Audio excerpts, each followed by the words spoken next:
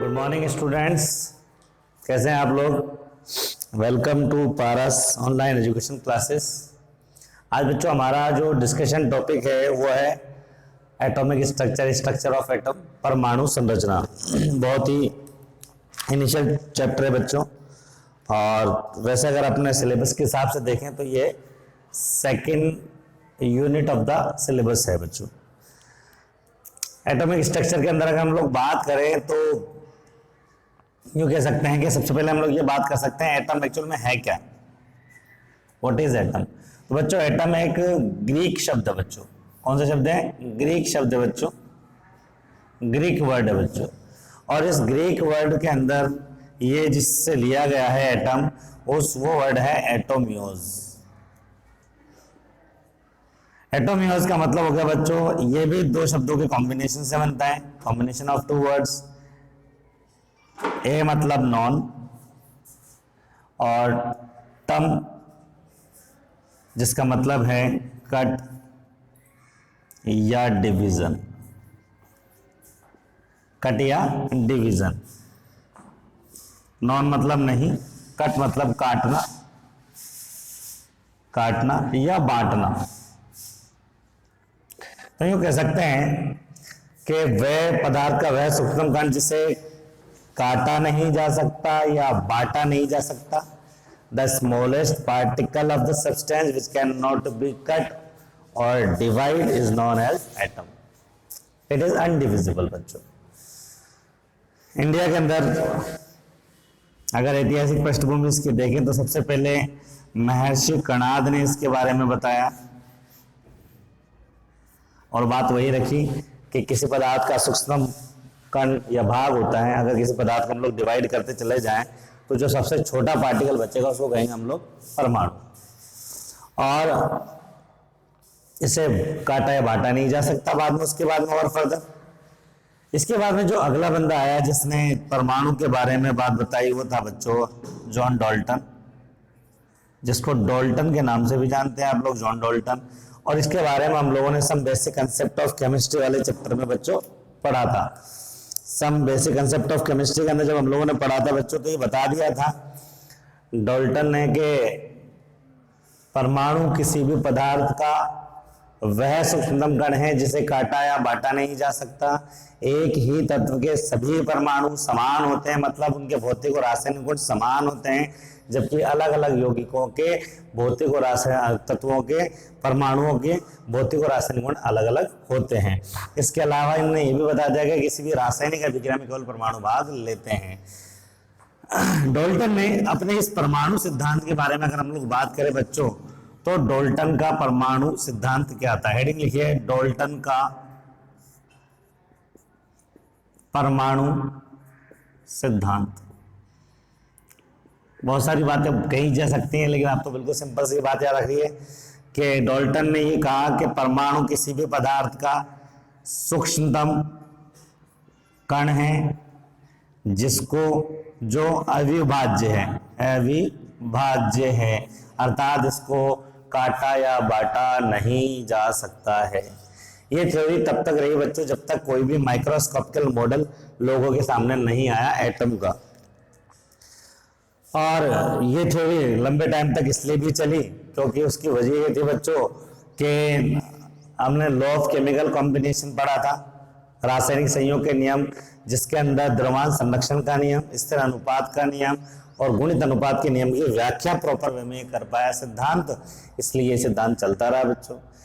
लेकिन सिद्धांत के अंदर प्रॉब्लम तब आई जब कुछ अलग अलग साइंटिस्टों को डिफरेंट प्रैक्टिकल्स किए। जैसे अगर मान लीजिए हम लोग बात करें कि एबोनाइट की छड़ या कांच की छड़ को जब रेशम के कपड़े पर रगड़ते हैं तो उसमें एक चार्ज डेवलप हो जाता है। इसी तरीके से माइकल फैराडे का आपने नाम सुना होगा। माइकल फैराडे ने क्या किया, कोई भी पदार्थ लिया उसमें विद्युत धारा प्रवाहित की, विद्युत धारा प्रवाहित करने पर एनोड या कैथोड पर कुछ पदार्थ क्या हुआ, निक्षेपित होने लग गए। तो ये सब चीजें जब हुई तो फिर इस थ्योरी के अंदर इसको प्रॉब्लम आई कि भाई ये बहुत सारी चीजों को एक्सप्लेन नहीं कर पाया, इन चीजों को बिल्कुल भी एक्सप्लेन नहीं कर पाया ये। तो इसके बाद में डाल्टन सिद्धांत क्या हुआ बच्चा, ज्यादा यूं कह सकते हैं सर्वाइव नहीं कर पाया और डाल्टन सिद्धांत उसके बाद में ये थ्योरी क्या हुआ, विफल हो गई। चार्ज के बारे में बात जरूर आई बच्चों, आवेश के बारे में, और इसमें सबसे पहले बात आई इलेक्ट्रॉन की। और इलेक्ट्रॉन के बारे में जो ऑथेंटिसिटी है इसकी, जो है डिस्कवरी की बात करें हम लोग, तो ये जो डिस्कवरी हुई थी बच्चों, ये कैथोड किरणों की हेल्प से हुई। कैथोड किरणें, बहुत सारी बातें इसमें भी की जा सकती है, लेकिन मैं तो आपको वो बातें बता रहा हूँ जहां से क्वेश्चंस बनते हैं बच्चों, ठीक है। कैथोड किरणों की बात करें तो नाम था बंदे का William crooks. William crooks, William crooks ने क्या किया बच्चों, एक विसर्जन नलिका ली, एक कांच की ट्यूब ली, और उसके अंदर उसने क्या किया बच्चों, 2 इलेक्ट्रोड इसके अंदर लगा दिए। 2 इलेक्ट्रोड फ्यूज करने के बाद में, टेस्ट करने के बाद में क्या किया बच्चों, इसको बहुत ज्यादा हायर वोल्टेज की बैटरी से जोड़ दिया, ठीक है बच्चों। कितना वोल्टेज था, समथिंग 10,000 वोल्ट। उसके बाद क्या किया, इस विसर्जन नलिका में एक स्पेसिफिक गैस ले ली बच्चों, ठीक है। और निर्वात क्रिएट करने के लिए उसने क्या किया, एयर, इसको फ्री फ्रॉम एयर करने के लिए क्या किया बच्चों, उसने निर्वात लगा दिया इसके अंदर। और निर्वात का भी खास बात ये थी बच्चों, इस निर्वात के अंदर उसने वैल्यू रखी 10⁻⁴ एटीएम। और उसने जब इसके अंदर वोल्टेज लगाया, बहुत हाई वोल्टेज लगाया, लो प्रेशर किया, तो उसने ये देखा बच्चों, उसने ये देखा कि कुछ पार्टिकल्स ऐसे थे जो कैथोड से निकल रहे थे। ये कैथोड है बच्चों, नेगेटिवली चार्ज, और ये एनोड है, और एनोड की तरफ वो मूव कर रहे थे। इसका पता लगाने के लिए कुछ नहीं किया बच्चों, उसने बिल्कुल सिंपल से अपने प्रैक्टिकल में एक चीज और ऐड की। क्या किया, एनोड के पीछे उसने यहां पर एक परफोरेटेड, यूं कह सकते हैं, एक फ्लोरोसेंट मटेरियल जोड़ दिया। फ्लोरोसेंट मटेरियल यूं कह सकते हैं बच्चों, इसके अंदर ये था जिंक सल्फाइड का, जिंक फ्लोरोसेंट मटेरियल, ये कह सकते हैं इसको स्फुरदीप्त पदार्थ। क्या होता है ये बच्चों, स्फुरदीप्त पदार्थ सिंपल सा है। देखो क्या होता है कि इस पे जब भी वो पार्टिकल टकराता है तो वो एक हल्की सी रोशनी उससे डेवलप होती है। और ये खास बात था, ये जो अपने पास में एनोड था वो थोड़ा सा परफोरेटेड था, छिद्रित था, ताकि कोई भी इसमें से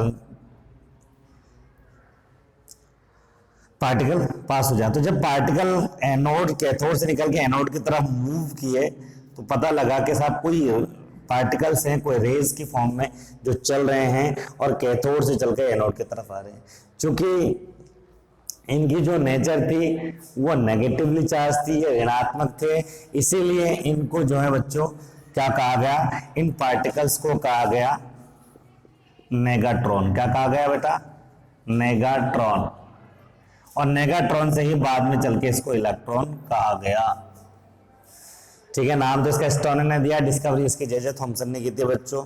तो कैथोड रेज के बारे में आपको 2-3-4 बातें जो याद करनी वो मैं बता देता हूं आपको। पहली बात तो ये थी बच्चों कि कैथोड रेज एक नेगेटिव, एक जो है ऋण आवेशित किरणें होती हैं, ये बात आप ध्यान रखें। इसका पता कैसे लगाया, इसका पता ऐसे लगाया बच्चों कि अगर मान लीजिए हम लोग इसके अंदर कहीं पर मैग्नेटिक फील्ड, अगर हम लोग इसके अंदर क्या करें बच्चों, कहीं पे मैग्नेटिक फील्ड लगा दें या इलेक्ट्रिकल फील्ड लगा दें, तो जो पार्टिकल्स होते हैं वो नेगेटिव, जो कैथोड रेज होती है वो नेगेटिव पार्टिकल की तरह बिहेव करने लगती है। उससे बात पता लगे कि कैथोड किरणें जो होती हैं वो नेगेटिवली चार्ज होती हैं, और कैथोड किरणें जो क्या होती है बच्चों, कैथोड से मूव होती है, निकलती हैं और एनोड की तरफ जाती है। एक बात तो याद करनी, क्या बात करनी है, ऋणावेशित होती है, कैथोड से निकलती है, एनोड की तरफ जाती है। दूसरी बात बच्चों आपको याद करनी है कि इसके अंदर मैकेनिकल इफेक्ट पाया जाता है। मैकेनिकल इफेक्ट मतलब यांत्रिक प्रभाव, मतलब अगर जब प्रैक्टिकल किया तो इसके अंदर अगर हम लोग कोई पेडल वगैरह रख देते, साइकिल के पेडल टाइप को, बहुत छोटा पेडल होता है ये, तो साइकिल तो का पेडल तो बड़ा होता है, छोटा पेडल रख दें हम लोग तो क्या होता है, ये पेडल घूमने लग जाता है। ये कोई फैन रख दे तो फैन घूमने लग जाएगा। जैसे मान लीजिए अब अगर हम लोग अपने रूम में अगर फैन है और एक खिड़की से हवा आ रही है, तो क्या होता है, फैन कभी कभी घूमने लग जाता है। तो यूँ कह सकते हैं कि हमारी जो एयर होती है वो मैकेनिकल इफेक्ट शो करती है। तो इसी तरीके से ये भी एक मैकेनिकल, यांत्रिक प्रभाव शो करती है। बात समझ में आ गई बच्चों। उसके बाद में जब इसके अंदर बीच रास्ते में दूसरा क्या हो गया, इसका मैकेनिकल इफेक्ट शो करती है, ठीक है। तीसरी बात क्या कही, अगर मान लीजिए यहाँ पर हम लोग कोई ऑब्जेक्ट रख दें, ऑब्जेक्ट रख दें, कोई वस्तु रख दें तो उसकी परछाई नजर आती है। कहने का मतलब ये है कि एक सीधी रेखा में गमन करती हैं। तो ये सारी बातें पता लगी। दो बातें और जो इंपॉर्टेंट बच्चों आपको याद रखनी है, जो पूछी जाती हैं, वो ये है कि इसमें ये माइकल फैराडे ने ये ऐड किया कि अगर मान लीजिए यहां पर हम लोग कोई जो गैस ली थी उसको चेंज कर दें, दूसरी गैस ले लेंगे आप इसके अंदर, ठीक है, या यूं कह सकते हैं कि ये इलेक्ट्रोड का जो मटेरियल है वो धातु है वो अलग अलग ले लें, ठीक है, कभी प्लेटिनम का ले लिया, कभी किसी और मेटल का ले लिया। तो जब हम लोग यूं कह सकते हैं कि जब हम लोग ये प्लेटिनम के या किसी और धातु के इलेक्ट्रोड चेंज करते रहते हैं तो क्या होता है कि nature of cathode rays does not change. मतलब कैथोड किरणों की प्रकृति किस किस पर निर्भर नहीं करती बच्चों, विसर्जन नलिका में ली गई गैस पर, और निर्भर नहीं करती है किस पर बच्चों, इसके इलेक्ट्रोड की धातु पर। तो बिल्कुल सिंपल सी बात, आप दो तीन चीजें याद रख सकते हैं जो मैं बोल रहा हूं बच्चों, ठीक है। एक तो ये कि कैथोड किरणें ऋणावेशित होती हैं, सीधी रेखा में गमन करती हैं। दूसरा ये है कि ये इसमें ली गई गैस तथा इसके इलेक्ट्रोड की धातु की प्रकृति पर निर्भर नहीं करती हैं। ये कहलाती है कैथोड किरणें, जिसकी हेल्प से डिस्कवरी की गई किसकी बच्चों, इलेक्ट्रॉन की। इलेक्ट्रॉन को पहले नेगाट्रॉन कहा गया, नेगेटिवली चार्ज होता है इसलिए। बात समझ में आ गई बच्चों। इलेक्ट्रॉन की खोज का श्रेय किसको जाता है, आप जानते हैं, इलेक्ट्रॉन की खोज का श्रेय जाता है किसको, जे थॉमसन को बच्चों। इलेक्ट्रॉन के बाद में एक चार्ज की और डिस्कवरी, उसको कहा गया बच्चों प्रोटॉन। यहां भी हम लोग बिल्कुल शॉर्टकट ही बात करेंगे, बहुत लंबी बात करने की जरूरत है। यहां पर भी प्रोटॉन के बारे में बात करें बच्चों, वही विसर्जन नलिका ली, बस उस विसर्जन नलिका, उस विसर्जन नलिका में खास बात ये थी वहां हम लोगों ने वैक्यूम क्रिएट किया था। वैक्यूम क्रिएट मतलब निर्वात नहीं लगाना है। दूसरी बात ये बच्चों, जब हम लोग इसके अंदर क्या करें, वो 10,000 वोल्टेज लगा दें, और लगाने के बाद में यहाँ क्या किया हम लोगों ने, ये वो था हमारे पास में एनोड, पॉजिटिव चार्ज था, ये था हमारे पास में कैथोड, ये दो इलेक्ट्रोड लिए, और उसके बाद में समथिंग 10,000 वोल्ट ही इसके अंदर हम लोगों ने लगा दिए। और जब इसके अंदर इलेक्ट्रिसिटी फ्लो की, यहाँ क्या किया बच्चों हम लोगों ने, क्या इस बार जो कैथोड लिया था, कैथोड जो लिया था बच्चों हम लोगों ने वो परफोरेटेड लिया था, वो छिद्रित लिया था हम लोगों ने, इसमें बार बार छेद, छोटे छोटे छेद थे, तो यूं कह सकते हैं ये छिद्रित था कैथोड, ठीक है। दूसरी बात, इसके अंदर भी हम लोगों ने वही फ्लोरोसेंट मटेरियल से इसको जो है लेपित कर दिया, स्फुरदीप्त पदार्थ से। स्फुरदीप्त मतलब कोई भी पार्टिकल टकराएगा तो रोशनी निकलेगी। कौन सा था, शाबाश, जिंक ब्लेंड कहते हैं, जिंक सल्फाइड कह सकते हैं, ठीक है बच्चों। अब खास बात ये ना तो एनोड रेज दिखाई देती है, उनके बिहेवियर से पहचाना था, और ना ही कैथोड रेज दिखाई देती है, उनके भी बिहेवियर से उनको पहचाना था, ठीक है बच्चों। तो यहाँ पर ये जब वोल्टेज हाई वोल्टेज किया तो उन्होंने क्या हुआ, यहाँ से कुछ रेज उसको जाती हुई नजर आई पार्टिकल के फॉर्म में, जिसके प्रॉपर्टीज की बेस पर उसको गैस किया। और यहाँ जब उन्होंने इधर से इसको देखा तो ऐसा लगा कि किसी गुफा से, किसी कैनाल से होकर ये रेज पास हो रही हो। तो यही वजह है बच्चों कि एनोड रेज को, इनको कहा गया एनोड किरणें, एनोड रेज, एनोड किरणें, क्या कहा गया बच्चों, एनोड किरणें। क्योंकि ऐसा लग रहा था कि किसी कैनाल से आ रही है, इसीलिए एनोड किरणों का दूसरा नाम है canal raise, canal raise, canal किरणें, ठीक है बच्चों। और इनकी जो डिस्कवरी की थी वो की थी गोल्डस्टीन ने, और कैनाल रेज के ही थ्रू हमारे पास में डिस्कवरी हुई प्रोटॉन की। किसकी डिस्कवरी हुई, प्रोटॉन की। तो कैथोड किरणें is responsible for the discovery of electron, while anode rays is responsible for the discovery of proton. क्या फर्क था बच्चों, ये पॉजिटिवली चार्ज थी, सारे के सारे जो प्रॉपर्टीज कैथोड रेज की थी वो एनोड रेज की थी, मतलब सीधी रेखा में गमन करती हैं। वो नेगेटिवली चार्ज थी, ये पॉजिटिवली चार्ज होती हैं, ठीक है, मैकेनिकल इफेक्ट शो करती हैं, ठीक है। उसके बाद में क्या था बच्चों, इसके अंदर ये सीधी रेखा में गमन करती है, सारे गुण थे इसके अंदर भी। यहाँ भी फिर क्या किया गया कि गैस को चेंज करके देखा, एक बार तो पता लगा एनोड किरणों की प्रकृति चेंज हो गई। उसके बाद में क्या किया बच्चों, कि इसके अंदर जो मटेरियल था, मेटल था इलेक्ट्रोड का, उसको चेंज करके देखा, तब भी उसकी प्रकृति बदल गई। तो पता ये लगा कि एनोड किरणें इसमें लिए गए पदार्थ की प्रकृति, इलेक्ट्रोड के पदार्थ की प्रकृति और गैसों की प्रकृति पर निर्भर करती, वो निर्भर नहीं करती, निर्भर करती है। दोनों बातें आप डिफरेंशिएट करके याद कर लेना, इंपॉर्टेंट है, पूछी जाती है। समझ में आ गई बच्चों आपको? एनोड इस बार समझ में आ गई। तो वहां इलेक्ट्रॉन की डिस्कवरी, यहाँ प्रोटॉन की डिस्कवरी, फर्क क्या है दोनों में? बिल्कुल थोड़ा सा फर्क है, बेसिक जो आपको याद रखना है और पूछा भी जाता है, इसलिए याद रखना है। मेन बात तो ये है, क्योंकि पता है बच्चों आपको, इलेक्ट्रॉन जो है आपका नेगेटिवली चार्ज होता है, क्योंकि किससे निकला था? कैथोड रे से निकला था, कैथोड किरणों से निकला था बच्चों। इस तरीके से प्रोटॉन जो होता है बच्चों वो पॉजिटिवली चार्ज होता है, किससे निकला था बच्चों? ये निकला था आपका एनोड किरणों से। किससे? एनोड किरणों से निकला था। दूसरी बात बच्चे, अगर हम लोग बात करें इसके अंदर इलेक्ट्रॉन पर चार्ज की बात करें, तो इलेक्ट्रॉन पर चार्ज कितना होता है? -1.6 इंटू 10⁻⁻19 कूलाम। 1.6 गुना 10⁻⁻19 कूलाम होता है इलेक्ट्रॉन पर आवेश, चार्ज ऑन इलेक्ट्रॉन। तो फिर प्रोटॉन पर चार्ज कितना होता है बच्चों? प्रोटॉन पर चार्ज होता है +1.6 इंटू 10⁻⁻19 कूलाम। ये एक तो ये ध्यान रखें, आवेश का मान दोनों में सेम है, कोई चेंज नहीं है, बस वो एक नेगेटिव है, ये पॉजिटिव है।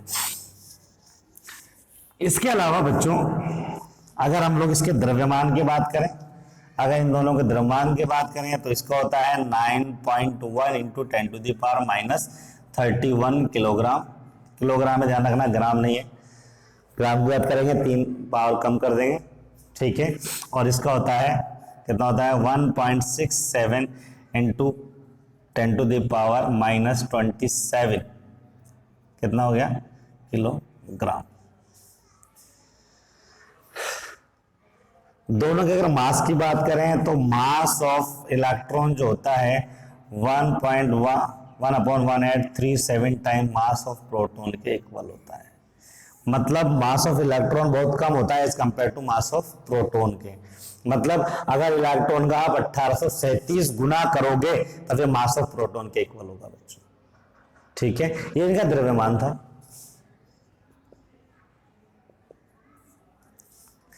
इसके बाद में अगर हम लोग बात करें न्यूट्रॉन की, एक और डिस्कवरी न्यूट्रॉन की।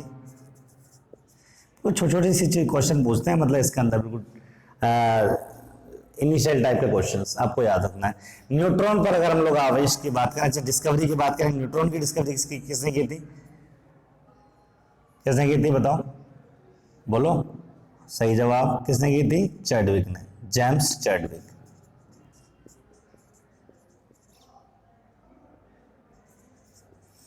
किससे की थी? बेरिलियम पर अल्फा कणों की बौछार इसने की थी बच्चों, उससे न्यूट्रॉन की डिस्कवरी थी।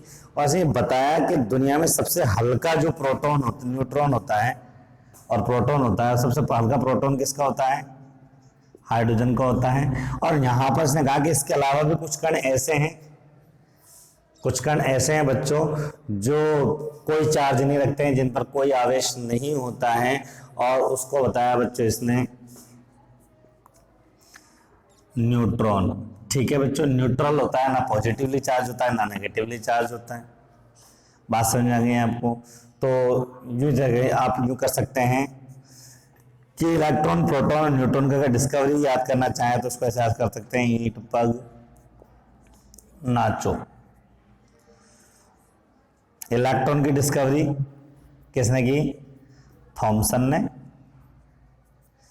प्रोटॉन की डिस्कवरी की किसने? गोल्डस्टीन ने, गोल्डस्टीन ने। और न्यूट्रॉन की खोज की किसने बच्चों? चैडविक ने। तो ये कुछ साइंटिस्ट थे जिन्होंने इलेक्ट्रॉन, प्रोटॉन, न्यूट्रॉन की डिस्कवरी के बारे में बात कही।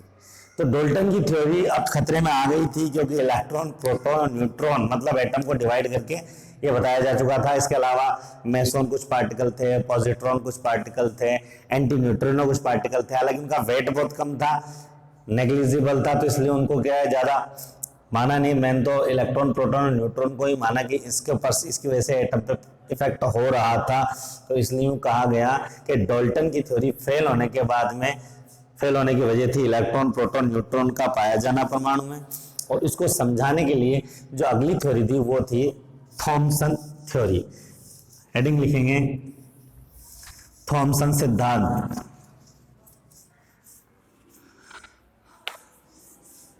थॉमसन सिद्धांत की बात करें बच्चों तो थॉमसन जे थॉमसन सिद्धांत लिख सकते हैं आप लोग। जे थॉमसन ने एटम का जो मॉडल पेश किया उस मॉडल को कहा गया बच्चों प्लम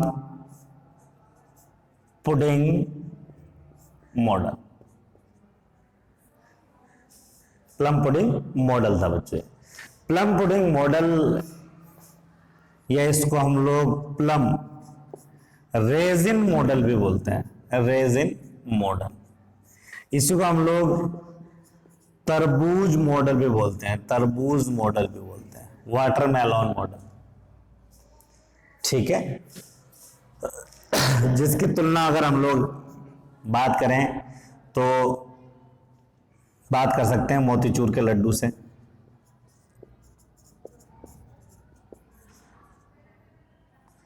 बूंदी के लड्डू, ठीक है बच्चों, इनसे हम लोग बात कर सकते हैं, ये सब कहा जा सकता है।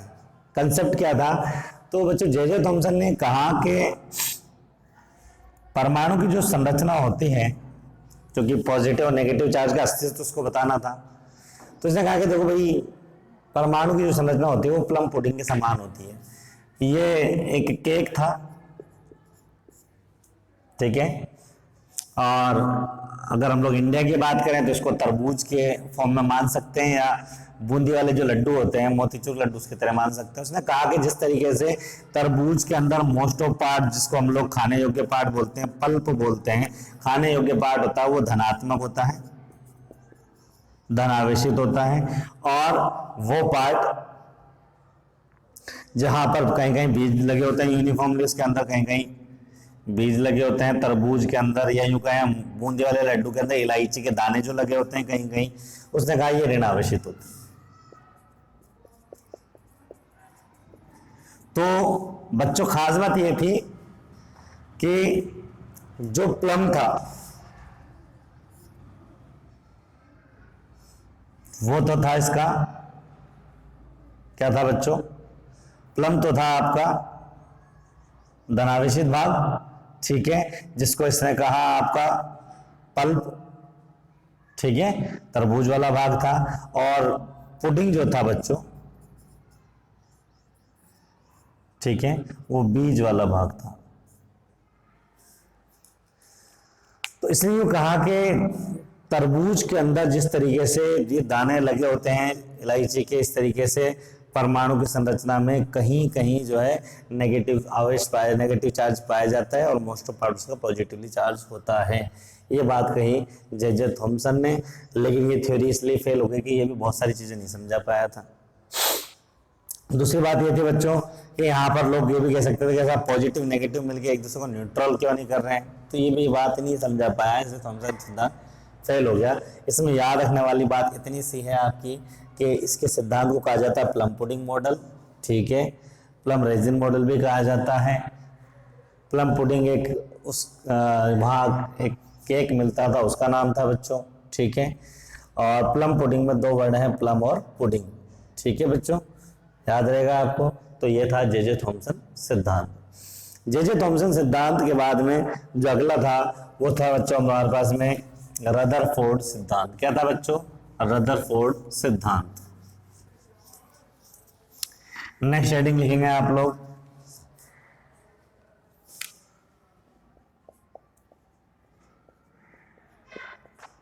रदरफोर्ड मॉडल, रदरफोर्ड का सिद्धांत।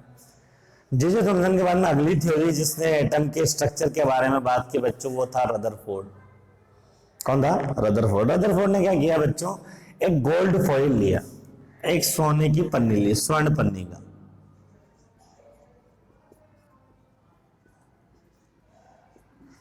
बहुत पतली थी, लगभग 0.05 mm की थी। स्वर्ण पन्निका लेकर के और इस पर उसने अल्फा कणों की बौछार की।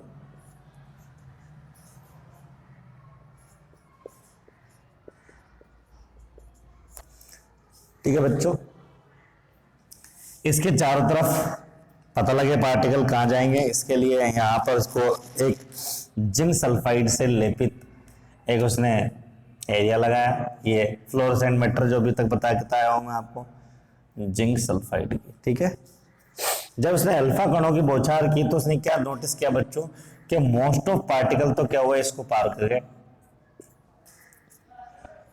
कुछ पार्टिकल ऐसे थे जो अपने पथ से विचलित हो गए, ऐसे।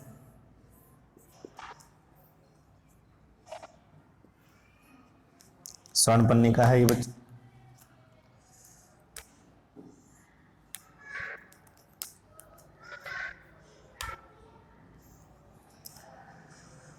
कुछ विचलित हो गए। लगभग 20,000 कणों में से एक कण ऐसा था बच्चों जो जिस पथ पर गया उसी पथ पर वापस आ गया। जब बौछार की तो इलेक्ट्रॉन जिस पथ पर गया उसी पथ पर क्या हुआ बच्चों, वापस आ गया। तो 2-3-4 बातें इससे निकल के आती हैं जो हमें याद रखनी है। वो क्या क्या बातें थी बच्चों? एक तो यह है कि यहाँ अल्फा कण क्या चीज है, तो यूं कह सकते हैं हीलियम का द्विधनावेशित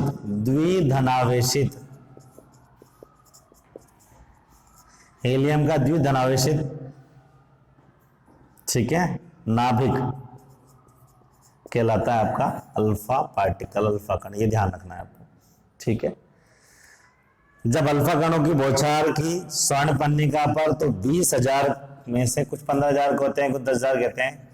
एनसीईआरटी के अकॉर्डिंग आप 20,000 पार्टिकल याद रख लें। 20,000 पार्टिकल में से 20,000 कणों में से एक कण ऐसा था जिस पथ पर गया उसी पथ पर वापस लौट आया। तो 2-4 बातें इसने कही जो आपको याद रखनी बहुत इंपॉर्टेंट है बच्चों। नोट कर लीजिए आप वो क्या क्या बातें थी। एक बार इसका स्क्रीनशॉट ले लीजिए।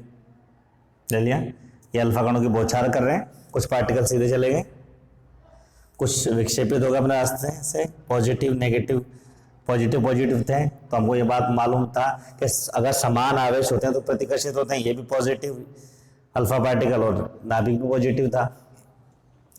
अपने इस प्रैक्टिकल से उसने कुछ बातें निकाली, वो मैं आपको बताना चाहूंगा बच्चों। पहली बात तो उसने बताई कि परमाणु का अधिकांश भाग, परमाणु का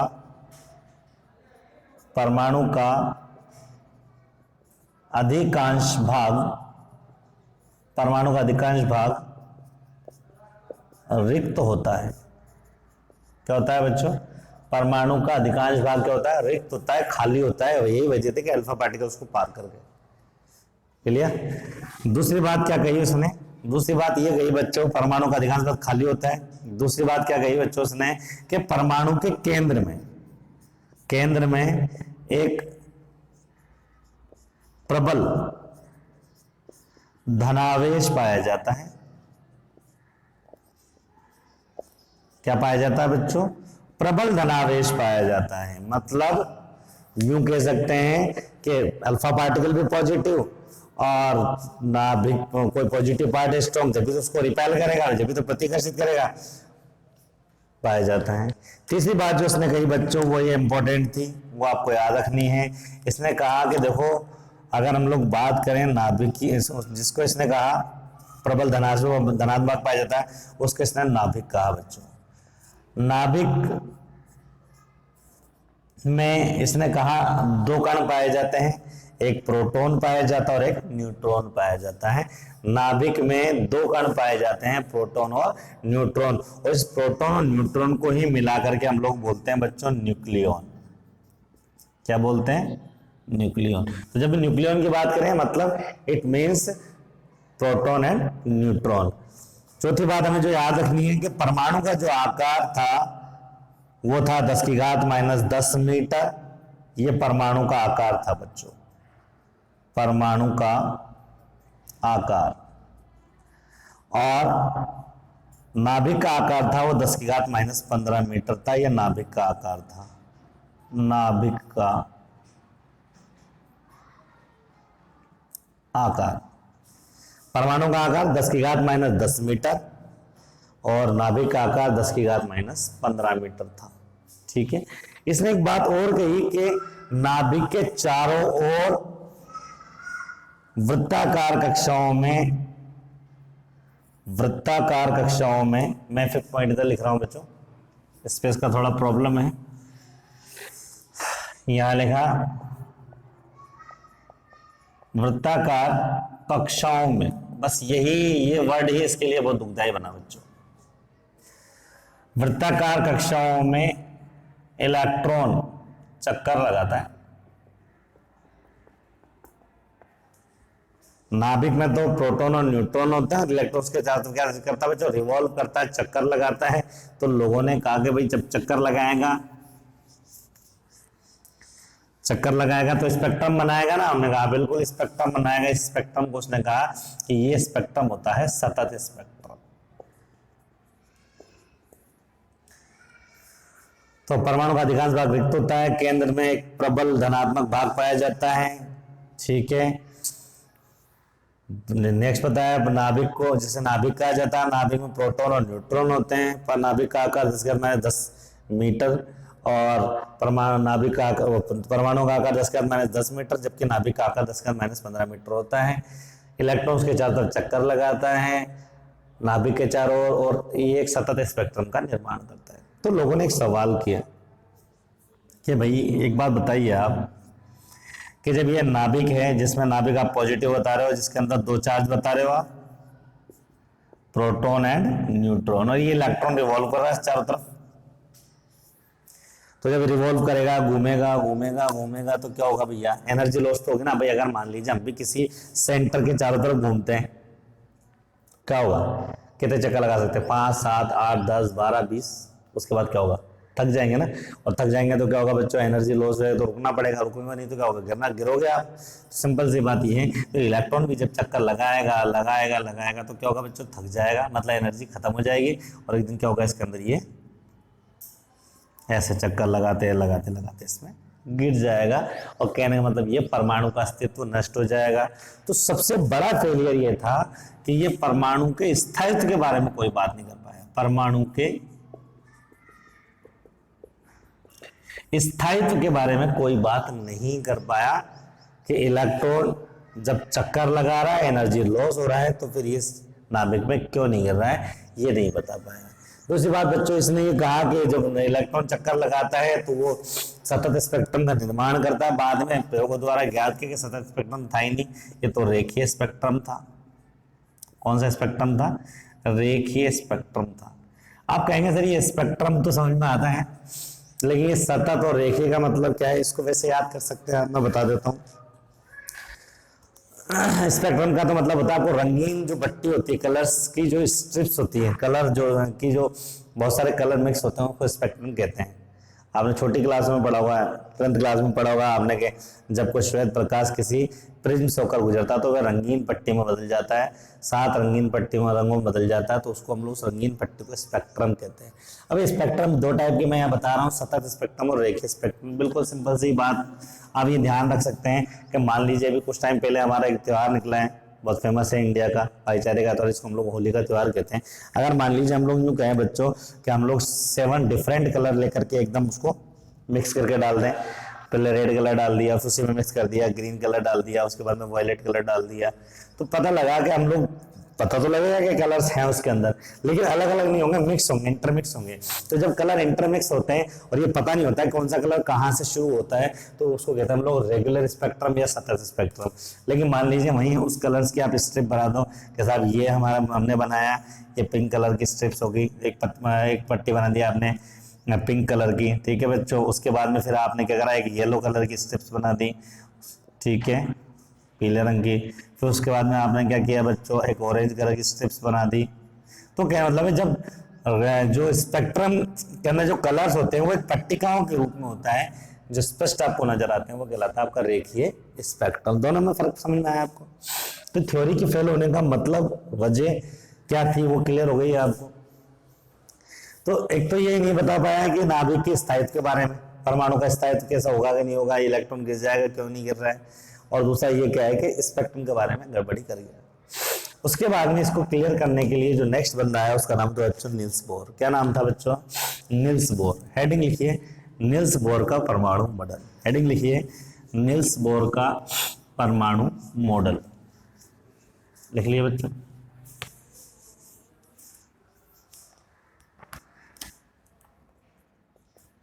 निल्स बोर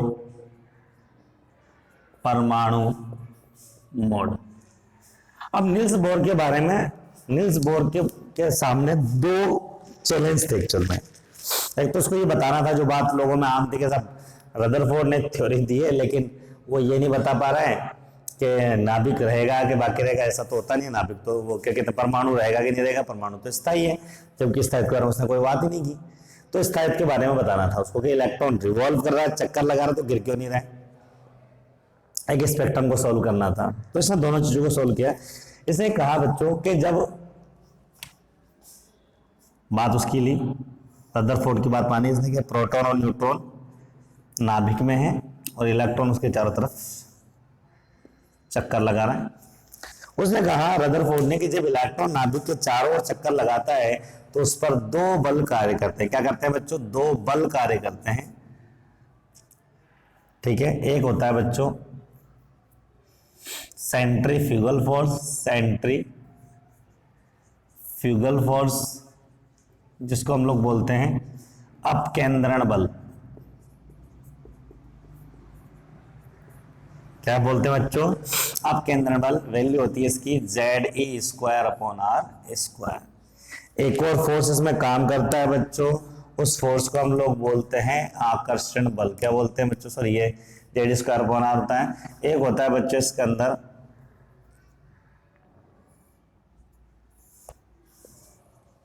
आकर्षण बल। आकर्षण बल, ये अपकेंद्रण बल जो होता है बच्चों हमारे पास में, इसको सही कर लीजिए। ये अपकेंद्रण बल होता है हमारे पास में mv²/r, और ये जो अपकेंद्रण बल होता है वो होता है बच्चों हमारे पास में Ze²/r²। तो यूं कह सकते हैं कि जब एक इलेक्ट्रॉन नाभिक के चारों ओर वृत्ताकार कक्षाओं में चक्कर लगाता है तो उस पर समान मात्रा में परंतु एक दूसरे के विपरीत दिशा में, मात्रा समान है, पावर बराबर है, लेकिन अपोजिट डायरेक्शन में बल लगता है।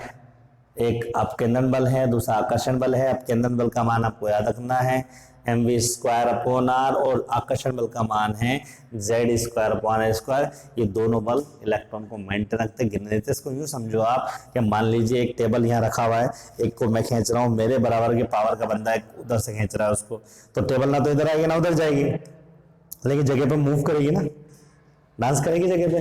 तो यूं कह सकते हैं कि इलेक्ट्रॉन भी अपने चारों तरफ वृत्ताकार कक्षा में चक्कर लगाता, गिरता इसलिए नहीं कि दो बल काम करते हैं बकायदा।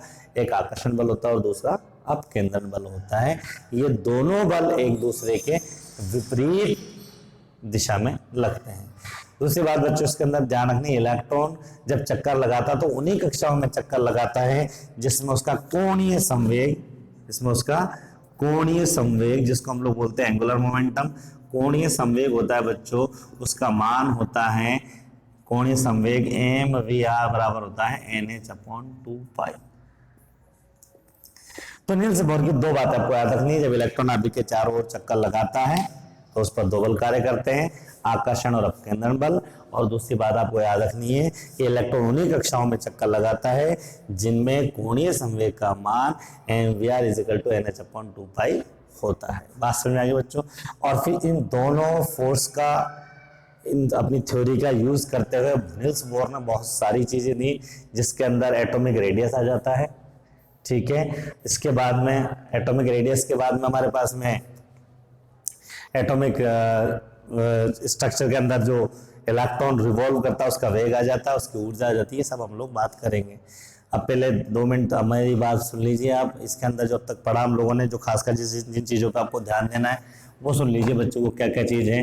पहली बात है, 2-3 मिनट में आपको रिवाइज करा देता हूँ कि इंडिया के अंदर महर्षि कणाद ने कहा कि उसको परमाणु काटा है बांटा नहीं जा सकता है। ठीक है, उसके बाद में जॉन डाल्टन साहब आए। डाल्टन साहब ने जो अपना मॉडल दिया वो बिल्कुल परफेक्ट था, क्योंकि इसने द्रव्यमान संरक्षण का नियम, स्थिर अनुपात का नियम और गुणित अनुपात के नियम को समझा पाया था। ये कुछ नहीं समझा पाया, जैसे एबोराइट छड़ वगैरह का एग्जाम्पल। तो इसकी वजह से जब आवेश की डिस्कवरी हो गई, इलेक्ट्रॉन प्रोटॉन न्यूट्रॉन, उसके बाद में थ्योरी फेल हो गई। इलेक्ट्रॉन पर चार्ज आप याद रख लेंगे, प्रोटॉन पर आप चार्ज याद रख लेंगे, न्यूट्रॉन पर आप चार्ज नहीं होता, ये याद रखेंगे। उनका द्रव्यमान कितना होता है आपको याद रखना है। उसके बाद में थॉमसन की बात करें, थॉमसन ने दिया अपना plum pudding model. Plum pudding model, ठीक है बच्चों, जिसको हम लोग तरबूज मॉडल भी कहते हैं, ठीक है, और इसको हम लोग प्लम रेजिन मॉडल भी हम लोग कहते हैं, ठीक है। इलेक्ट्रॉन की खोज जे थॉमसन ने की थी बच्चों, ये ध्यान रखना, नाम इसको स्टोनी ने दिया था, ठीक है। उसके बाद में हम लोग आगे चलते हैं, कैथोड रेज और एनोड रेज के बारे में मैंने आपको बताया। कैथोड किरणों के बारे में बताया, ऋणावेशित होती हैं बच्चों, लेकिन एक खास बात जो आपको याद रखनी है वो याद रखनी है कि ये विसर्जन नलिका में ली गई गैस पर और उसके इलेक्ट्रोडों पर निर्भर नहीं करती है। इस तरीके से जो एनोड किरणें होती हैं वो भी विसर्जन नलिका में ली गई गैस पर, ठीक है बच्चों, और उसके इलेक्ट्रोड पर निर्भर नहीं करती हैं। वो नेगेटिव चार्ज होती है कैथोड किरणें, ये पॉजिटिव चार्ज होती है, उनको नेगेट्रॉन कहा था, और एनोड किरणों को कहा था बच्चों केनार्ड रेज, ठीक है बच्चों। उसके बाद में हम लोगों ने पढ़ा रदरफोर्ड मॉडल। रदरफोर्ड मॉडल में परमाणु का स्थायित्व के बारे में बता नहीं पाया बंदा, ठीक है। परमाणु का आकार, नाभिक का आकार आपको याद रखना है। उसके बाद में फिर हम लोग नील्स बोर के बारे में बात कर रहे हैं, ठीक है बच्चों। इस थ्योरी को आगे हम लोग कंटिन्यू करेंगे अगले लेक्चर में। ओके बच्चों, थैंक यू।